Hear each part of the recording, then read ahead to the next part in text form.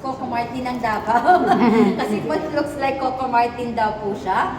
So si Mayor Elias B. Lopez po is the first Babobo mayor namin dito sa Davao. So he is not related in Lopez in Manila. Taga Davao po siya, na lawyer po siya by profession and father of Kadayawan Festival. So we celebrate our Kadayawan every August.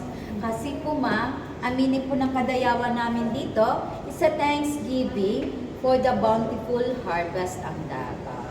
So marami kaming mga prutas ngayon, mura yung mga prutas namin. Like kumakain kayo ng durian.